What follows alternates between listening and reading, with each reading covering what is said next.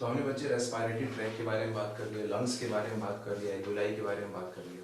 अब हम बात करेंगे ब्रीदिंग की मैकेनिज्म के बारे में कि कैसे हम एटमॉस्फेरिक एयर को अपने बॉडी में इंट्रोड्यूस करा रहे हैं और कैसे हमारी बॉडी के अंदर हमारी सेल्स में मेटाबॉलिज्म के दौरान जो CO2 प्रोड्यूस हो रही है वो एक्सेस CO2 कैसे हम बॉडी के बाहर एलिमिनेट कर रहे हैं। ठीक है, तो ब्रीदिंग में हमें क्या पढ़ना है, यहाँ पर हम इनहेलेशन और एक्सहेलेशन के बारे में बात करेंगे कि कैसे हम एटमॉस्फेरिक एयर को बॉडी के अंदर इंट्रोड्यूस करा रहे हैं, उसको हम बोलते हैं इनहेलेशन, और कैसे हम हमारे बॉडी के अंदर जो CO2 प्रोड्यूस हुआ बच्चे उसको कैसे हम बॉडी के बाहर एलिमिनेट करेंगे, दैट इज ड्यूरिंग एक्सहेलेशन के समय हम कर रहे हैं। ठीक है, और इस इनहेलेशन और एक्सहेलेशन के दौरान क्या होने वाला है एक्चुअली, इनहेलेशन के दौरान आप क्या करेंगे, एटमॉस्फेरिक एयर को आपको लंग्स के अंदर भरना है। ठीक है, हमारे एटमॉस्फेरिक एयर को हमें लंग्स के अंदर इंट्रोड्यूस कराना है, किसके समय, हमारे इनहेलेशन के टाइम पे। और ये जो एटमॉस्फेरिक एयर को लंग्स में भरने का जो प्रोसेस है ये कैसे होगा सर, तो हमें पता है गैसेस का जो फ्लो है वो प्योरली बाय डिफ्यूजन होता है। हमारी बॉडी में हो, प्लांट की बॉडी में हो, गैसेस का जो लेन देन है वो डिफ्यूजन के थ्रू होता है, जो कि एक पैसिव प्रोसेस है। और पैसिव प्रोसेस हमेशा कहाँ होते हैं, टुवर्ड्स द ग्रेडियंट, है ना, towards the concentration gradient. Gases हमेशा अपने हाई टू लो फ्लो करते हैं। ठीक है, हाई टू लो फ्लो करते हैं। यानी में समझ में आ गया कि अगर हम एटमॉस्फेरिक एयर को लंग के अंदर इंट्रोड्यूस कराना चाहते हैं तो हमारे लंग्स के अंदर हमें क्या करना पड़ेगा, प्रेशर एटमॉस्फेरिक एयर से कम करना पड़ेगा। ठीक है, और एक्सहेलेशन का मतलब क्या है कि सर हमारे लंग्स से हमें बॉडी के बाहर एलिमिनेट करना है गैस। ठीक है, तो वो भी काम कहां से कहां होगा सर, वो भी डिफ्यूजन के थ्रू होगा। मतलब एक्सहेलेशन के दौरान हमें अपने लंग्स के अंदर प्रेशर बढ़ाना पड़ेगा ताकि लंग्स का प्रेशर, लंग्स के अंदर इंट्रा पल्मोनरी प्रेशर इसको आप बोलोगे। ठीक है, लंग्स के अंदर का जो प्रेशर है बच्चे उसको हम बोलेंगे इंट्रा पल्मोनरी प्रेशर। ठीक है, तो एक्सहेलेशन के दौरान हमें क्या करना है, जो हमारा इंट्रा पल्मोनरी प्रेशर है, लंग्स के अंदर का प्रेशर है, उसको ज्यादा करना है ताकि एटमॉस्फेरिक प्रेशर से वो ज्यादा हो जाए और गैसेस हमारे लंग्स से बाहर हम आराम से एलिमिनेट आउट कर सकें। और वही इनहेलेशन के टाइम पर हमें इसी इंट्रा पल्मोनरी प्रेशर को क्या करना है, कम करना है ताकि एटमॉस्फेरिक एयर का प्रेशर जो ज्यादा हो और वो बाहर से अंदर हमारी बॉडी में इंट्रोड्यूस हो जाए। अब ये काम हम कैसे कर सकते हैं, तो इस फंक्शन को करने के लिए सर हमें क्या करना पड़ेगा, अपने लंग्स के वॉल्यूम को चेंज करना पड़ेगा। प्रेशर को चेंज करने के लिए हमें वॉल्यूम को चेंज करना पड़ेगा। और हमें पता है हम अपने लंग्स के वॉल्यूम को डायरेक्टली चेंज नहीं कर सकते क्योंकि हमारे लंग्स के अंदर कॉन्ट्रैक्शन और रिलैक्सेशन की प्रॉपर्टी नहीं है, क्योंकि इसके अंदर मसल्स नहीं है। तो ये काम हम कैसे करेंगे, अपनी इस पल्मोनरी वॉल्यूम को कैसे चेंज करेंगे, तो अपनी पल्मोनरी लंग्स की वॉल्यूम को चेंज करने के लिए हमें अपने थोरैसिक कैविटी की वॉल्यूम को चेंज करना पड़ता है, जिस कैविटी में हमारा लंग रखा हुआ है। ठीक है, तो सबसे पहले हम अपनी इस थोरैसिक कैविटी के बाउंड्री के बारे में बात कर लेते हैं। एक बार मैंने पहले बताया आपको, लिख लेते हैं एक बार। देखिए, तो हमारी जो थोरैसिक कैविटी है कैसे बनी हुई है, तो थोरैसिक कैविटी को वेंट्रल बाउंड्री कौन बना रहा है इसका, तो sir sternum, ventral boundary is by sternum. इसकी जो लेटरल बाउंड्री है ये हमारी रिब्स बना रही है। ठीक है, इसका जो ये लोअर पोर्शन, पोस्टीरियर पार्ट जो है, it is formed by diaphragm. ठीक है, अभी हमने देखा था डोम शेप डायफ्राम। ठीक, और वही हमारा जो इसका इंटीरियर या फिर सुपीरियर जो पोर्शन है, अपेक्स है इसका, it is by our clavicle and neck. ठीक है, तो क्लैविकल और नेक जो है ये बाउंड्री बना रही है हमारी एंटीरियर बाउंड्री थोरैसिक कैविटी की। तो ये हमारी टोटल थोरैसिक कैविटी हो गई। It is lined by ventrally sternum, laterally ribs, posteriorly diaphragm and anteriorly हमारा क्लैविकल और नेक। और जब हम बात करेंगे डोर्सल साइड में कौन है, तो सर डोर्सल साइड में हमारे वर्टिब्रल कॉलम है, क्योंकि हमारी जो रिब्स हैं वो वेंट्रल साइड में स्टर्नम से अटैच है और डोर्सली कहां से, हमारे वो वर्टिब्रल कॉलम से अटैच है। तो डोर्सल साइड जो है इसका, डोर्सल जो बाउंड्री हमारे थोरैसिक कैविटी की, it is formed by vertebral column. तो ये हमारी टोटल बाउंड्री हो गई। अब हमें इसी थोरैसिक कैविटी के वॉल्यूम को अल्टर करना है, चेंज करना है। ठीक है, तो वो कैसे हो सकता है, तो इस वॉल्यूम को चेंज करने के लिए हमारे पास कुछ मसल्स हैं बच्चे। तो हमारे ब्रीदिंग के लिए जो मेन मसल है, जो प्रिंसिपल मसल है, दैट इज डायफ्राम। और अगर हम डायफ्राम की बात करें बच्चे, तो ये कुछ इस तरह से हमारे लंग के पोस्टीरियर बाउंड्री को बना रही है, यहाँ पर ऐसे कुछ ही देखिए। ठीक है, ये डायफ्राम जो हमारे, ये डोम शेप्ड होती है। इसका शेप कैसा सर, डोम शेप्ड, आर्च जैसा ये। ठीक है, इट इज आर्च्ड और डोम शेप्ड। ये हमारे डायफ्राम का नॉर्मल, जब हमारे डायफ्राम रिलैक्स स्टेज में है तो ये इस तरह का कुछ शेप है इसका, डोम शेप, आर्च शेप। ठीक है, तो जब हमें इनहेलेशन करना होता है, एटमॉस्फेरिक एयर को लंग्स के अंदर इंट्रोड्यूस कराना है, तो उस टाइम पर हमें क्या करना है सर, लंग्स के अंदर का प्रेशर कम करना है। तो लंग्स के प्रेशर को कम करने के लिए हमें लंग्स का वॉल्यूम बढ़ाना पड़ता है, क्योंकि सर वॉल्यूम बढ़ जाएगा तो प्रेशर कम हो जाएगा। अब ये वॉल्यूम कैसे बढ़ाते हैं, तो इसके लंग के वॉल्यूम को बढ़ाने के लिए हमें थोरेसिक कैविटी का वॉल्यूम बढ़ाना है।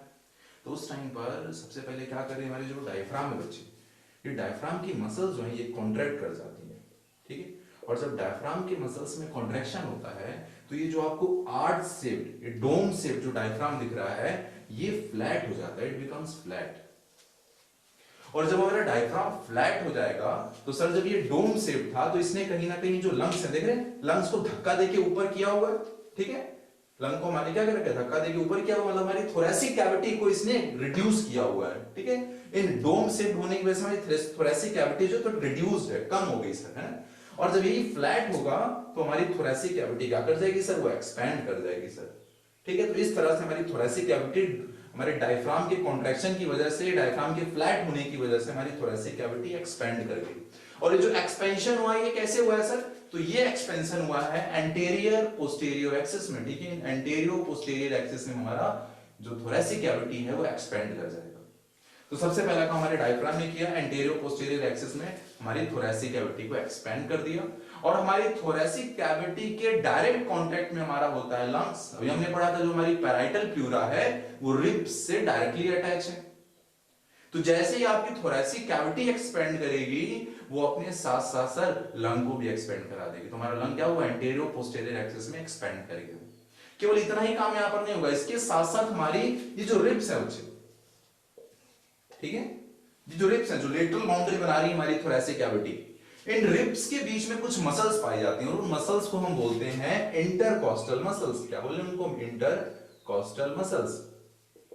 और ये जो आपकी इंटरकॉस्टल मसल्स हैं ये भी हमें हेल्प करने वाली हैं यहां पर, ठीक है। तो यहां पर मैं जो आपको समझा रहा हूं ये मैं आपको नॉर्मल ब्रीदिंग बता रहा हूं बच्चे, नॉर्मल ब्रीदिंग। अभी हम दो तरह की ब्रीदिंग पढ़ेंगे, normal breathing and forceful breathing, ठीक है। तो पहले हम नॉर्मल ब्रीदिंग कॉन्सेप्ट समझते हैं, फिर हम फोर्सफुल ब्रीदिंग में और क्या एडिशन होने वाला है उसको इंट्रोड्यूस कर देंगे उसमें, ठीक है।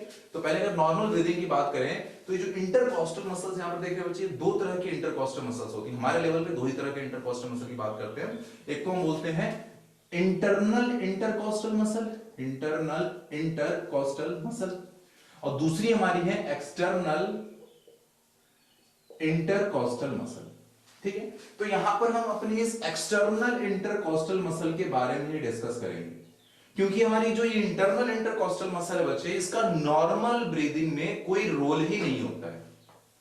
अब ऐसा क्यों है वो हमें जब फोर्सफुल ब्रीदिंग पढ़ेंगे फिर डिस्कस करेंगे, ठीक है। तो पहले हम इस केवल एक्सटर्नल इंटरकॉस्टल मसल की बात करेंगे, क्योंकि हम केवल अभी नॉर्मल ब्रीदिंग की बात कर रहे हैं। हम नॉर्मल अपना कॉन्सेप्ट समझना चाहते हैं इनहेलेशन और एक्सहेलेशन का।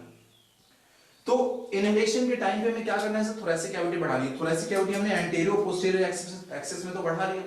अब डॉर्सोवेंट्रल एक्सिस, ये जो डॉर्सोवेंट्रल एक्सिस है हमारी, ठीक है, इस डॉर्सोवेंट्रल एक्सिस में हमारी थोरेसिक कैविटी को बढ़ाने के लिए सर ये हमारी इंटरकॉस्टल मसल्स रेस्पॉन्सिबल होती हैं। और इसमें हमारी ये जो एक्सटर्नल इंटरकॉस्टल मसल है इसके बारे में अगर हम बात करें तो ये दो रिब्स के बीच में पाई जाती है। देखिए ये ऊपर वाली रिब हो गई, नीचे वाली रिब, ये हमारी अपर रिब हो गई और हमारी ये लोअर रिब हो गई। और ये दोनों रिब के बीच में किस तरह से प्रेजेंट है, कुछ इस तरह से अटैच है, देखिए इस तरह से। कैसे है सर, तो ये जो अपर रिब है, अपर रिब के वेंट्रल सरफेस से, और जो लोअर रिब है लोअर रिब के डॉर्सल सरफेस से, ठीक है। इस तरह से हमारी ये इंटरकॉस्टल मसल अटैच होती है। और हमें पता है कि हमारी मसल्स का एक ओरिजिन एंड होता है और एक इंसर्शन एंड होता है, और केवल मसल्स का जो इंसर्शन एंड होता है वही मूवेबल होता है। तो अब क्या होगा, ये जब मसल हमारी, ये जो एक्सटर्नल इंटरकॉस्टल मसल है, ये जो हमारी मसल दिख रही है आपको, ये हमारी एक्सटर्नल इंटरकॉस्टल मसल है। अब जब ये एक्सटर्नल इंटरकॉस्टल मसल कॉन्ट्रैक्ट करती है, क्या करेगी, कॉन्ट्रैक्ट करेगी, तो इसके कॉन्ट्रैक्शन के दौरान क्या होगा सर, इसका जो ये ओरिजिन वाला एंड है तो फिक्स रहेगा, केवल इसका इंसर्शन वाला एंड ऊपर की तरफ उठेगा। और अगर आप यहाँ पर धागा बांध दें इन दोनों के बीच में, एक थ्रेड अगर आप बांध दें, जिसका थ्रेड का एक एंड आप यहाँ पर अटैच कर दें, दूसरा एंड यहाँ पर लोअर वाले रिब के पीछे की साइड में डॉर्सल सरफेस पे अटैच कर दें, और उस धागे को जो आप खींचेंगे बच्चे, मतलब उसको छोटा करेंगे, कॉन्ट्रैक्शन का मतलब क्या होता है, मसल्स की साइज छोटी होनी, उसको छोटा करेंगे तो आपको दिखेगा, प्रैक्टिकली दिखेगा कि जो आपकी लोअर रिब है ना ये बाहर की तरफ आ जा रही है, ऐसे बाहर, ये तो फिक्स रहेगी, और ये जो लोअर रिब है ये ऊपर की तरफ उठेगी, ऊपर की तरफ ऐसे outward it is going outward, बाहर की तरफ जा रही है। और ऐसा हर एक रिब के साथ हो रहा है। इस ऊपर वाले रिब के साथ क्या होगा सर, इस ऊपर वाले रिब के ऊपर एक रिब रखी हुई है सर, इस अपर रिब के अपर, इसके ऊपर एक रिब रखी हुई है। अब उसकी जो एक्सटर्नल इंटरकॉस्टल मसल है उसके कॉन्ट्रैक्शन की वजह से ये वाली रिब हमारी बाहर की तरफ जाएगी। तो हमें समझ में आ गया इस तरह से क्या हो रहा है, हमारी जितनी भी रिब्स हैं ये एक्सटर्नल इंटरकॉस्टल मसल्स के कॉन्ट्रैक्शन की वजह से, इनके कॉन्ट्रैक्शन की वजह से हमारी रिब्स जो हैं वो आउटवर्ड मूव कर रही हैं, दे आर मूविंग आउटवर्ड, बाहर की तरफ जा रही हैं वो। और इन रिब्स के बाहर की तरफ जाने की वजह से क्या होगा, हमारा ये जो वेंट्रोडोर्सल सरफेस है, ठीक है, जो या फिर डोर्सो वेंट्रल जो कैविटी है ये एक्सपेंड करेगी, दोनों तरफ से बाहर जाएगा, ठीक है, जिसकी वजह से ओवरऑल आपकी जो डोर्सो वेंट्रल कैविटी है, डोर्सो वेंट्रल जो हमारी कैविटी है थोरेसिक कैविटी की, ये क्या कर जाएगी, इंक्रीज कर जाएगी। और एंटीरियो पोस्टीरियर एक्सिस में हमने यहां से काम करा लिया, डायफ्राम की हेल्प से काम करा लिया, और इस तरह से क्या हुआ सर, हमारा ओवरऑल जो थोरेसिक कैविटी का वॉल्यूम है वो इंक्रीज हो जाएगा सर, वो बढ़ जाएगा। केवल ये रिब्स ही आपकी बाहर की तरफ नहीं आ रही, इसके साथ साथ हमारा जो ये स्टर्नम है ये भी मूव करेगा। इनके कॉन्ट्रैक्शन के दौरान हमारे sternum it will move upward, ठीक है, रिब्स आउटवर्ड जाएंगी, स्टर्नम अपवर्ड मूव करेगा, जिसकी वजह से क्या होगा सर, हमारी ये ओवरऑल जो थोरेसिक कैविटी है वो इंक्रीज करेगी। और जब थोरेसिक कैविटी इंक्रीज करेगी तो उसकी क्लोज प्रॉक्सिमिटी, एकदम उसके साथ क्लोज कांटेक्ट में कौन है हमारी सर, पल्मोनरी कैविटी, हमारा लंग उसके कांटेक्ट में, तो हमारा लंग का भी जो वॉल्यूम है वो एक्सपेंड कर जाएगा। और जब हमारे लंग का वॉल्यूम बढ़ेगा तो उसके अंदर का प्रेशर कम हो जाएगा, सिंपल सी बात है सर, वॉल्यूम बढ़ेगा प्रेशर कम हो जाएगा। और जैसे यहां पर ये प्रेशर कम होगा सर, ये एटमॉस्फेरिक एयर का जो प्रेशर है अब वो एक्सीड कर जाएगा हमारे इंट्रा पल्मोनरी प्रेशर को, हमारे लंग्स के अंदर के प्रेशर को, जिसकी वजह से बाहर से air very easily it will move in, अंदर की तरफ आ जाएंगे, जिसको हम बोलेंगे कि हमने इंस्पिरेशन कर लिया, हमने एयर बाहर से अंदर ले ली।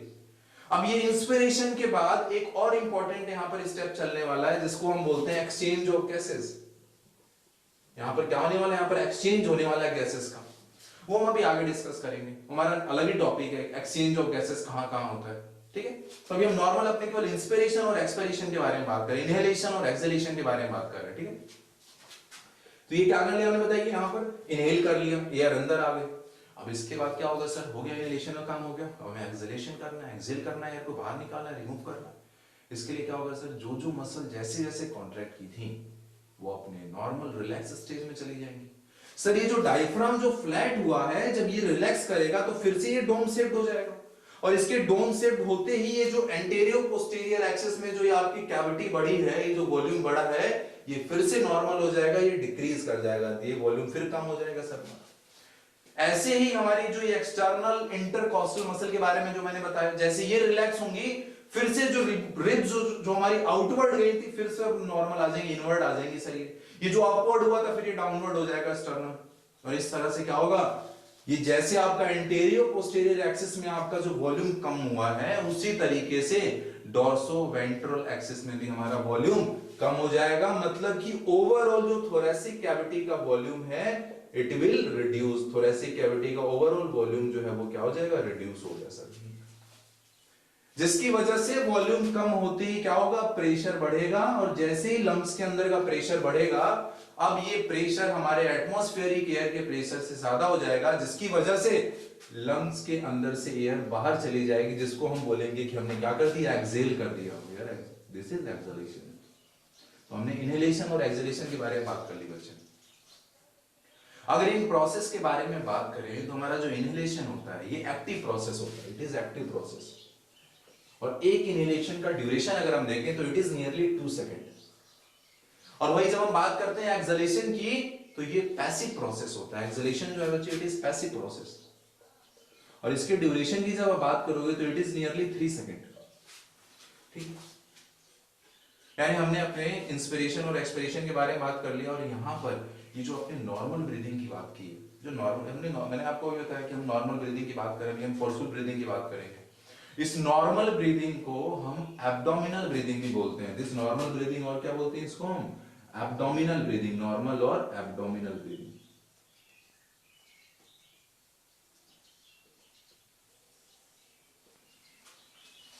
ठीक है।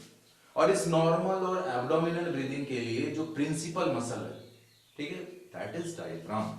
इसमें जो डायफ्राम का रोल है बच्चे ना, वो लगभग अगर हम बात करें तो वो 75% जो रोल है वो डायफ्राम का होता है इस वॉल्यूम को कम और ज्यादा करने में। ठीक है, यानी हमें समझ में आएगा जो प्रिंसिपल मसल है हमारे ब्रीदिंग की, दैट इज डायफ्राम। अभी आप फोर्सफुल ब्रीदिंग की बात करोगे, उसमें भी आपकी जो प्रिंसिपल मसल है उसको आप, वो डायफ्राम ही है, वहां पर भी डायफ्राम ही मेजर रोल प्ले करेगा। लेकिन उसका जो बाकी हमारे जो ये इंटरकॉस्टल मसल्स हैं और बाकी जो मसल्स हैं उनका रोल थोड़ा सा बढ़ जाता है नॉर्मल से, ठीक है, तो उसको हम बोलते हैं थोरैसिक ब्रीदिंग। क्या बोलते हैं? Thoracic breathing.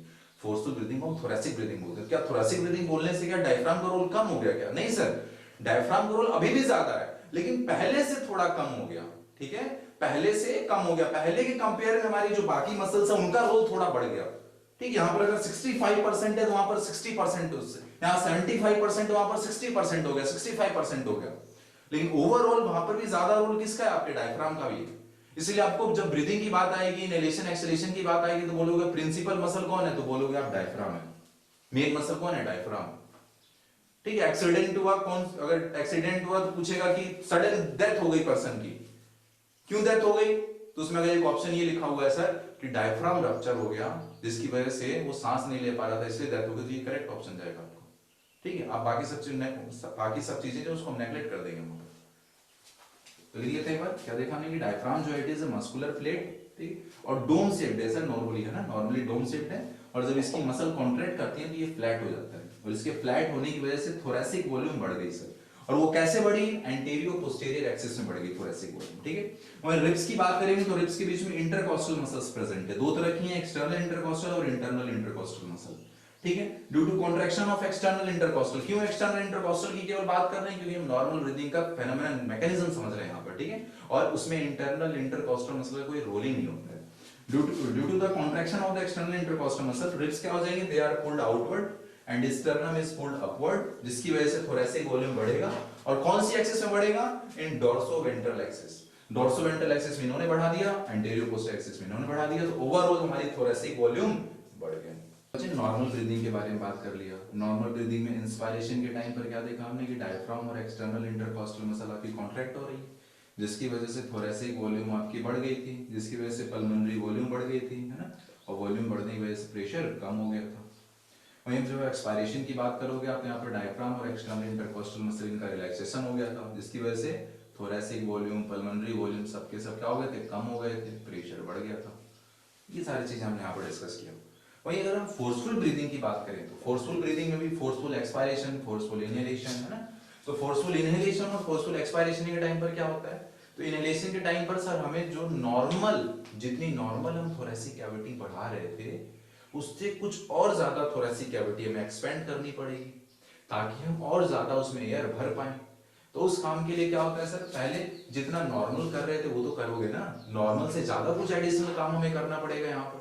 तो नॉर्मल कौन सा काम कर रहे थे हम? डायफ्राम और एक्सटर्नल इंटरकॉस्टल मसल को कॉन्ट्रैक्ट करना, ये तो करेंगे ही। इसके साथ साथ कुछ और एसेसरी मसल्स होती हैं, और जिसके आपके लेवल पर अगर हम बात करें तो हमें इनका नाम याद रखने की जरूरत नहीं है। उनका भी कॉन्ट्रैक्शन होता है, जिसकी वजह से थोरैसिक कैविटी जितनी नॉर्मल एक्सपेंड हो रही थी उससे कुछ और ज्यादा एक्सपेंड होगी, तो लंग और ज्यादा फैल जाएगा।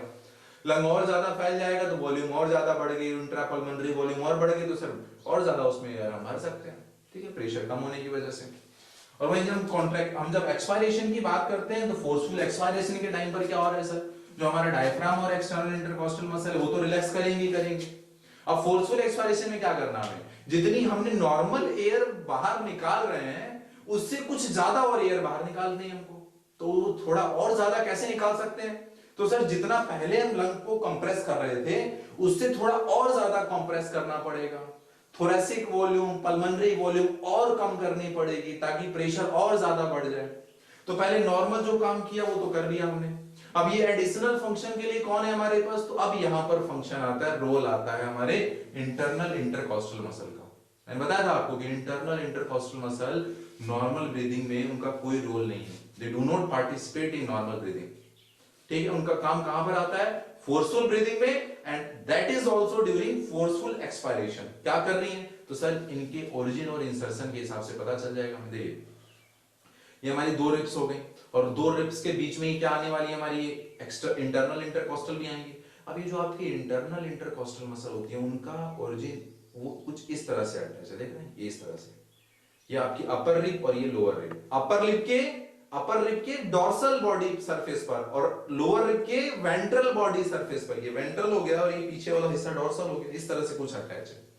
और अब इनके अंदर अगर हम कॉन्ट्रैक्शन करा दें तो क्या होगा सर, अब जब ये कॉन्ट्रैक्ट करेंगे ना, जब ये छोटी होंगी तो क्या करेंगे सर, ये जिस पर अटैच है जो इनका मूवेबल पार्ट है उसको अंदर की तरफ धक्का देंगे, ठीक है, अंदर की तरफ धक्का देंगे, इस तरह से अंदर की तरफ कॉन्ट्रैक्शन करेंगे, क्या करेंगे, अंदर की तरफ लेकर जाएंगे इसको, यानी सर ये रिब्स को इनवर्ड पुश करेंगे, और इनवर्ड पुश करेंगे तो जो इन्होंने जो किया वो तो किया ही, अब ये और एक्स्ट्रा उसको क्या करेंगे, अंदर की तरफ पुश करेंगे, उसके साथ साथ कुछ हमारी एब्डोमिनल मसल्स, ठीक है, ये हमारी एब्डोमिनल मसल्स क्या करेंगी, ये भी इन हमारी थोरेसिक कैविटी को, एब्डोमिनल कंटेंट क्या होना, देखो अब जो हमारी एब्डोमिनल मसल क्या करेंगे, कॉन्ट्रैक्ट करेंगे, ठीक, तो हमारा एब्डोमिनल कॉन्ट्रैक्ट क्या होगा सर, हमारा जो एब्डोमिनल कंटेंट है ये अंदर की तरफ पुश होगा, ठीक है, बहुत सिंपल सी बात है, हमारा जब ये जो एब्डोमिनल मसल्स हमारी जब कॉन्ट्रैक्ट करेंगी तो हमारा जो एब्डोमिनल कंटेंट है ये अंदर की तरफ पुश होगा, ठीक है, और जब ये अंदर की तरफ पुश होगा तो ये किस पर प्रेशर लगाएगा सर हमारी जो यहाँ पर पेरिटोनियल कैविटी है उसमें प्रेशर पड़ेगा,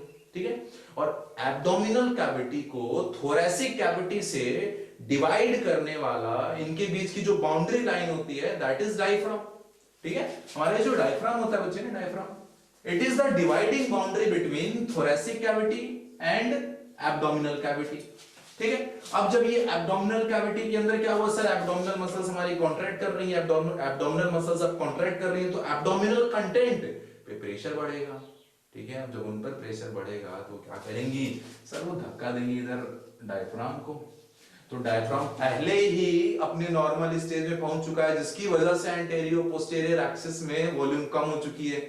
अब जब ये एब्डोमिनल कंटेंट का धक्का लगेगा तो कुछ और ही अंदर की तरफ जाएगा, देख रहे हैं, वो सिंपल सी बात है, इमेजिन कर सकते हैं सब चीजों, जिसकी वजह से एंटेरियो पोस्टीरियर एक्सिस और कम हो जाएगी, वॉल्यूम और कम हो जाएगा, वॉल्यूम और कम, प्रेशर और ज्यादा, जिसकी वजह से हम जितना नॉर्मल एक्सपायरेशन के टाइम पर जितनी एयर निकाल रहे थे उससे ज्यादा अमाउंट में एयर हम एक्सहेल करेंगे, ठीक है, तो this is what going during forceful expiration, ठीक, ये हमने देख लिया, क्या होगा सर, डायफ्राम और एक्सटर्नल इंटरकोस्टल मसल रिलैक्स करेंगी और ये इंटरनल इंटरकोस्टल और एब्डोमिनल मसल इनका कॉन्ट्रैक्शन होगा।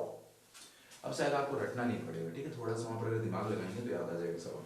तो ये हमारा काम हो गया बच्चे ब्रीदिंग के बारे में, नॉर्मल के समय क्या हो रहा है, फोर्सफुल के टाइम पर क्या हो रहा है, कुछ पॉइंट्स हमने यहाँ पर कलेक्ट किए उनको लिख लेते हैं कि नॉर्मल ब्रीदिंग जो मैंने बताया था, या फिर क्वाइट ब्रीदिंग, इसको हम क्या बोलते हैं, it is also called abdominal breathing भी बोलते हैं इसको हम, और इस एब्डोमिनल ब्रीदिंग में मेन रोल किसका होता है, हमारे डायफ्राम का होता है।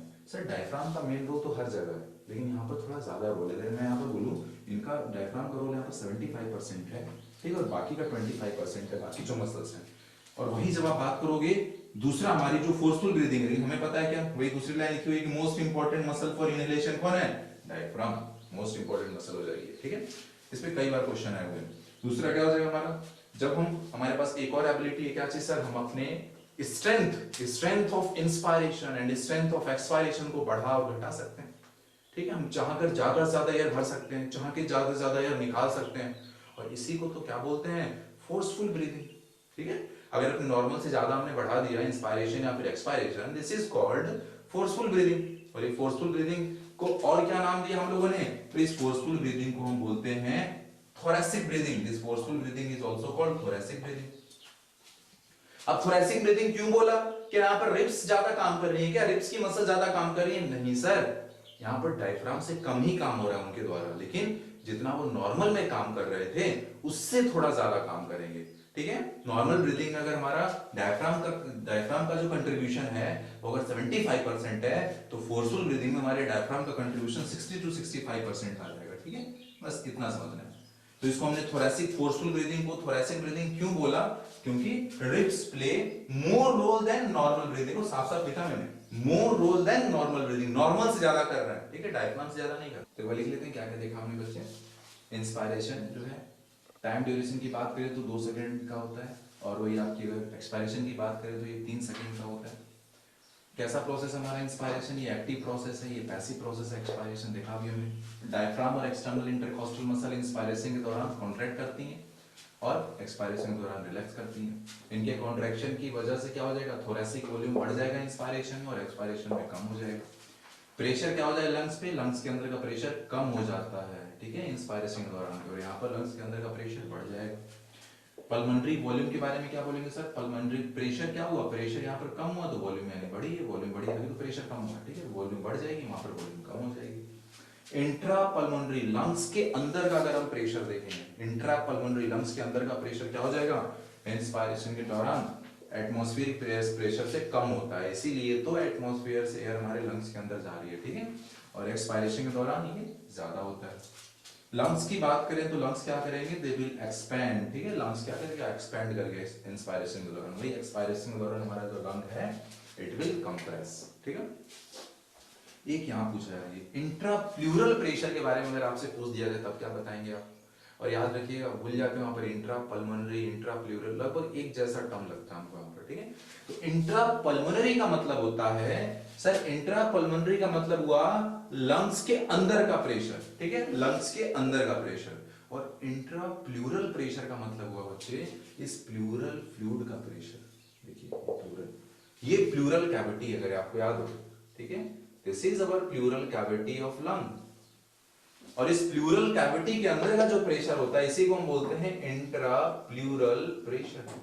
अब ये बताइए, इसके बारे में बताइए, सोचिए आप क्या होना चाहिए अगर इस इंट्रा प्लूरल प्रेशर को बढ़ा दिया जाए तो what will be the outcome, क्या रिजल्ट आएगा इसका सर, अगर आपने इस इंट्रा प्लूरल प्रेशर को बढ़ा दिया तो क्या होगा सर, सर ये अगर ये प्रेशर ज्यादा हो जाएगा मतलब ये प्रेशर डायरेक्टली लंग्स पे लगेगा, ये प्रेशर हमारे लंग्स पे लगेगा, और हमें पता है हमारे लंग्स के अंदर तो कोई मसल है नहीं को रेजिस्ट करे उस चीज को, हमारे तो लंग कैसे फोम के ऐसा स्पॉन्जी है, और lung is a spongy solid structure, spongy solid structure होता है सर, और जब इस पर प्रेशर लगेगा तो हमारा लंग क्या हो जाएगा सर, कोलैप्स कर जाएगा, it will compress, it will collapse, ठीक है।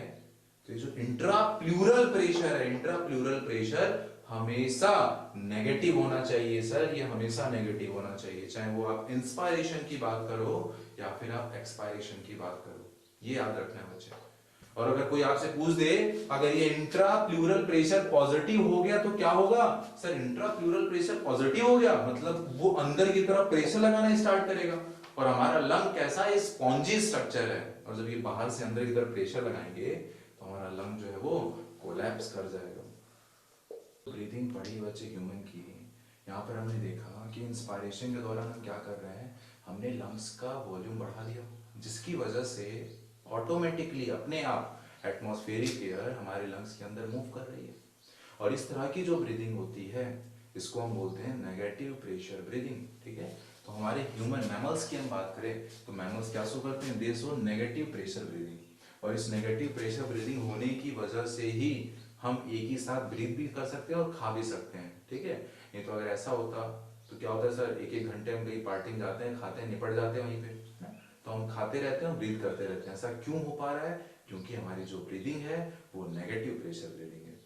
वहीं जब हम फ्रॉग की बात करते हैं तो फ्रॉग के अंदर हमें क्या मिलेगा, इसके अंदर पॉजिटिव प्रेशर ब्रीदिंग होती है, इनको प्रेशर के साथ रश करना पड़ रहा है, मूव करना पड़ रहा है एयर को अंदर, ठीक है, तो इसको बोलते हैं पॉजिटिव प्रेशर ब्रीदिंग, ठीक है। या फिर और कैसे हो रहा है भाई, प्रेशर पंप मैकेनिज्म पाई जाती है इनके पास, ठीक है, उसके थ्रू पॉजिटिव प्रेशर ब्रीदिंग देखने को मिलती है इनमें।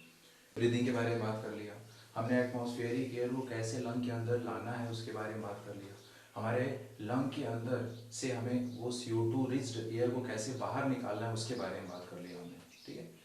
अब ये जो सर एटमॉस्फेरिक एयर को जो कि ऑक्सीजन रिच होती है, उस ऑक्सीजन रिच एटमॉस्फेरिक एयर को जो हमने लंग के अंदर इंट्रोड्यूस किया है, उस एयर से ऑक्सीजन कैसे हम अपनी बॉडी की हर एक टिश्यू तक पहुंचाएंगे, और हमारे टिश्यू हमारे सेल के अंदर जो CO2 प्रोड्यूस हुआ है due to the metabolic reaction जो चल रहा है सेल के अंदर, उससे जो CO2 प्रोड्यूस हुआ है वो कैसे हम लंग्स के अंदर, लंग्स के डक्ट में कैसे लाएं ताकि उसको बॉडी के बाहर एलिमिनेट कर पाए। तो इस प्रोसेस के लिए इसके पीछे की जो मैकेनिज्म है इसी को हम बोलते हैं exchange of gases, gaseous exchange. और ये जो गैसियस एक्सचेंज है हमारी बॉडी में दो जगह देखने को मिलता है, at the level of alveoli और दूसरा टिश्यू के लेवल पर। हमारे बॉडी के हर एक टिश्यू के लेवल पर और एल्वियोलाई के लेवल पर। और हमारे जो प्राइमरी साइट है, the primary site for the exchange, वो है हमारा एल्वियोलाई। मतलब सबसे पहले हमारे बॉडी में एक्सचेंज कहां पर हो रहा है? एल्वियोलाई के लेवल पर होता है।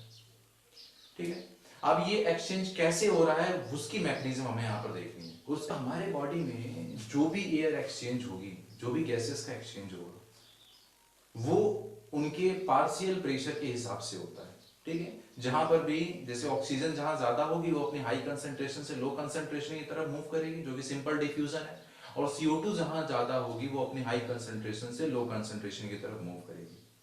अब यहां पर हमें यह देखना है कि किस गैस की कंसंट्रेशन कहां ज्यादा है और कहां कम है।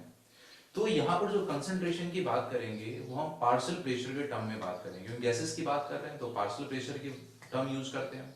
और पार्शियल प्रेशर का मतलब क्या है, तो आप केमिस्ट्री में पढ़ते हैं कि मिक्सचर ऑफ गैसेस के अंदर, ठीक है, एक गैसेस के मिक्सचर के अंदर एक इंडिविजुअल गैस का जो प्रेशर होता है वो उस गैस का पार्शियल प्रेशर होता है, जिसको हम अगर ऑक्सीजन का पार्शियल प्रेशर लिखना है तो हम PO2 बोलते हैं, और यहीं अगर CO2 का पार्शियल प्रेशर लिखना होगा तो उसको हम PCO2 बोलेंगे।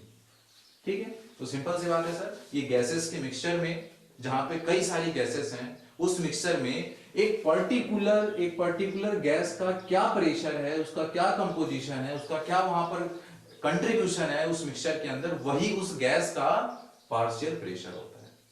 ठीक है, अब देखिए, अगर हम इंस्पायर्ड एयर की बात करें, जो हम इनहेल कर रहे हैं, एटमॉस्फेरिक एयर की अगर हम बात करें, तो एटमॉस्फेरिक एयर में ऑक्सीजन का जो पार्शियल प्रेशर है वो 159 mm of Hg होता है, और अगर पार्शियल प्रेशर ऑफ CO2 की हम बात करें तो ये 0.3 mm of Hg होता है। और इस एयर को हमने क्या किया? इनहेल किया है। अब इनहेल करने के बाद अब ये पूरा का पूरा रेस्पिरेटरी ट्रैक आप पढ़ चुके हो, उसकी हम दोबारा डिस्कशन नहीं कर रहे हैं। यहाँ पर हम डायरेक्टली उस एयर को कहां लेकर चल रहे हैं? एल्वियोलाई के अंदर। ये देखिए, ये एल्वियोलर कैविटी है, और इस एल्वियोलर कैविटी के अंदर वो एयर आ गई जो आपने इंस्पायर किया है। और इस इंस्पायरेशन के दौरान जो आपने एयर ली है, और वो जो एयर आपके एल्वियोलाई के अंदर आई है, अब एल्वियोलाई के अंदर उस एयर का कंपोजिशन जब आप देखोगे तो यहाँ पर PO2 कितना हो गया? 104, और PCO2 कितना हो गया सर? 40 mm of Hg हो गया। अब ये कैसे हो गया ये वॉल्यूम, ये नहीं समझ में आया। ठीक है, देख रहे हैं यहाँ पर वॉल्यूम चेंज हो गया। आपने जो लिया था उसमें 159 mm of Hg है, पार्शियल प्रेशर ऑफ ऑक्सीजन ज्यादा है, PCO2 कम है। वहीं जब आप एल्वियोलाई के अंदर पहुंचा तो वो आपका वॉल्यूम, वो देखिए यहाँ पर कंपोजिशन चेंज हो गया। ठीक है, अब सब डिस्कस करेंगे, देखेंगे इसके पीछे क्या रीजन है आपका। लेकिन अब ये जो एल्वियोलाई के अंदर जो एयर आ गई है, अब इस एयर का क्या होगा? इसी गैसेस से हमें ऑक्सीजन का और CO2 का एक्सचेंज कराना है। अब ये जो हमारी एल्वियोलाई होती है, इन एल्वियोलाई के कांटेक्ट में ब्लड कैपिलरीज होती हैं बच्चे। ये हमारी मैंने ब्लड कैपिलरी दिखा रखी है, और ये किस ब्लड वेसल की ब्लड कैपिलरी कहां से बनी है? तो सर ये हमारी पल्मोनरी आर्टरी है, जो कि डीऑक्सीजनेटेड ब्लड कहां से लाती है सर? हमारे हार्ट से लेकर आती है, याद होगा अगर आपको तो। ठीक है, हार्ट से हमारी जो पल्मोनरी आर्टरी है वो डीऑक्सीजनेटेड ब्लड लंग्स को लेकर जाती है। तो हमारी पल्मोनरी आर्टरी जो कि लंग्स से डीऑक्सीजनेटेड ब्लड लेकर आ रही है।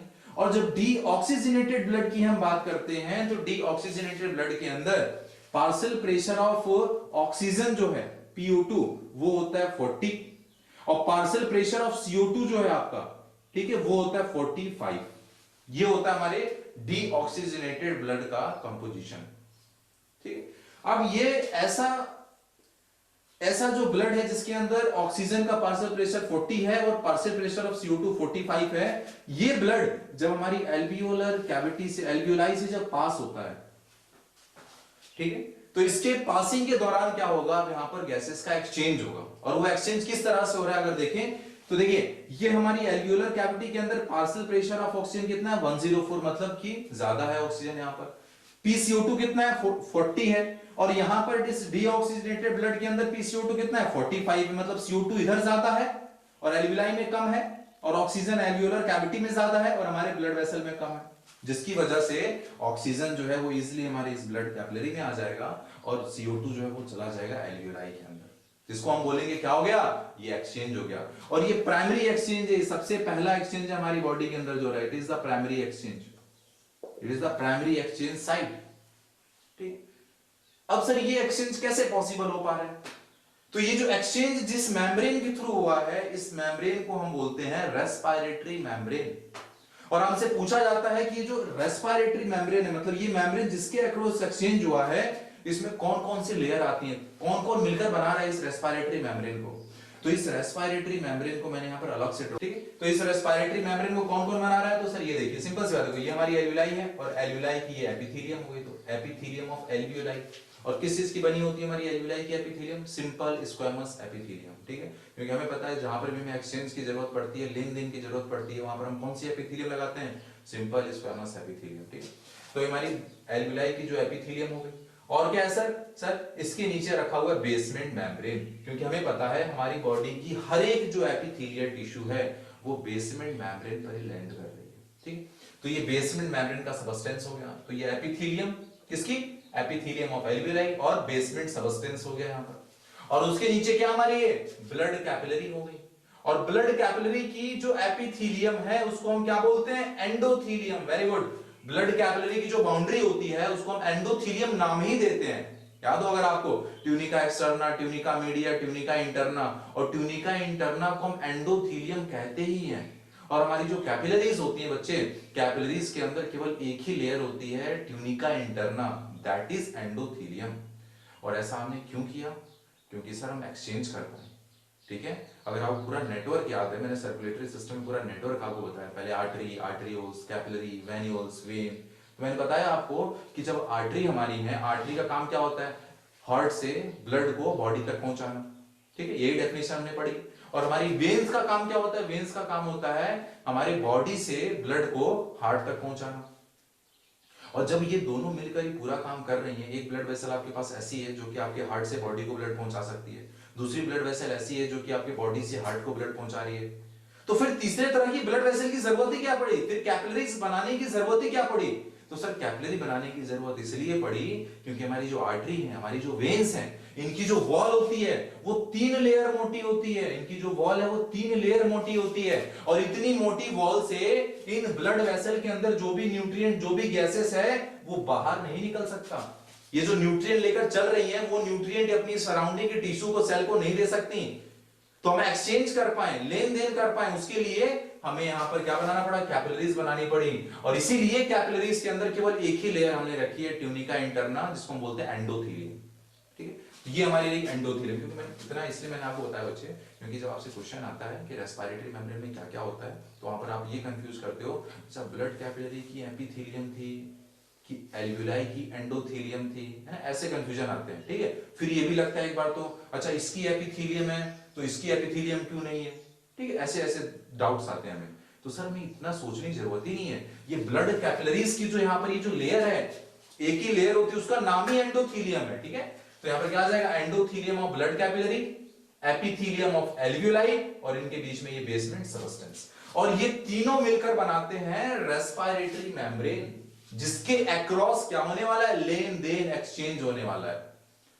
और इस रेस्पिरेटरी मेम्ब्रेन की 3 लेयर मोटी है, लेकिन इस 3 लेयर मोटी होने के बावजूद अगर आप इसकी थिकनेस देखोगे तो 1 मिलीमीटर से भी कम होती है इसकी थिकनेस, 0.2 मिलीमीटर थिकनेस है इसकी, जो कि 1 मिलीमीटर से भी कम है, ठीक है। और इस मेम्ब्रेन के अक्रॉस आराम से क्या होगा, चीजें हम यहां से एक्सचेंज हो सकती है सर। अब हम ऑक्सीजन जो है, ऑक्सीजन एल्वियोलाई के अंदर ज्यादा है तो वो चला जाएगा हमारे इस ब्लड कैपिलरीज के अंदर, और ब्लड कैपिलरी के अंदर सर CO2 ज्यादा है तो इजीली सर एक्सचेंज होकर चली जाएंगी एल्वियोलाई के अंदर, और इस तरह से एक्सचेंज हो गया।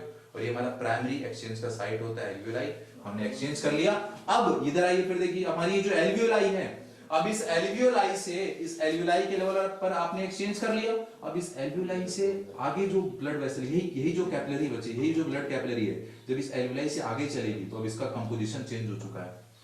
अब इसके अंदर जो ब्लड है उसके अंदर ऑक्सीजन कंटेंट ज्यादा हो चुका है, CO2 कंटेंट कम हो चुका है, क्योंकि हमने यहां पर एक्सचेंज करा दिया। अब यही ब्लड जब आगे जाएगा तो इसी ब्लड को आप बोलोगे ऑक्सीजनेटेड ब्लड, इसे क्या बोलेंगे हम, ऑक्सीजनेटेड ब्लड। और ऑक्सीजनेटेड ब्लड कौन सी ब्लड वेसल लेकर जाती है हार्ट को, तो सर पल्मोनरी वेन, ठीक है। तो इन पल्मोनरी वेन के अंदर आगे हमारा ऑक्सीजनेटेड ब्लड, और ऑक्सीजनेटेड ब्लड के अंदर अगर हम अपना, और इस ऑक्सीजनेटेड ब्लड के अंदर अगर हम देखें हमारे ऑक्सीजन और CO2 का पार्शियल प्रेशर, तो यहाँ पर PO2 जो है वो 95 होता है और PCO2 जो है बच्चे वो 40 है।